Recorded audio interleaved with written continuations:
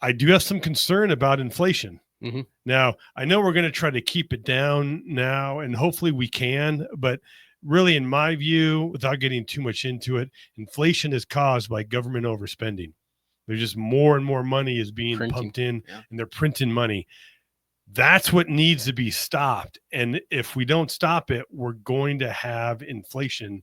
So that's why I want to invest or put my money that in places that will be positively impacted with inflation.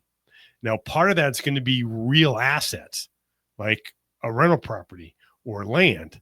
Yeah, you get those real assets, they're going to go up with inflation. And so is your rental income.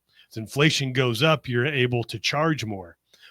Also, your policy, right? Higher uh, higher interest creates higher interest rates, which creates higher dividends. So thus, by having your money in that policy, as inflation increases, so will the dividends, and so will your policy. So even though some of these laws might negatively impact infinite banking, there's even more reason to be involved of infinite banking, to get those real assets, to combat inflation. And at some point, if they were to make a change in life insurance, which they've made two major changes, Mm-hmm.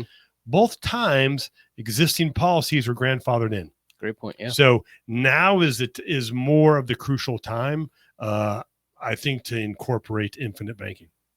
Yeah, well said. Is Fasto, I got a lot of that same stuff written down here. We talked about tax cuts. Because you're taking notes from what I said? We talked about government spending.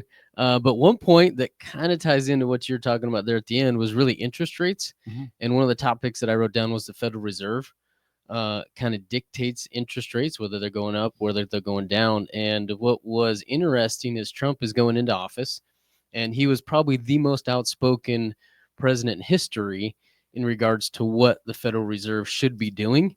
And I went back and I looked. Jerome Powell, was actually appointed by Donald Trump and then reappointed by Biden. His term is up in 2026, and so it'll be interesting to see kind of how Donald Trump handles that and who he appoints or nominates for that seat.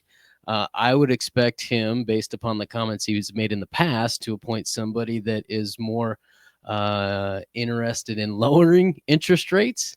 And so that's kind of what I would see for us as well, right? So you talk about a direct impact.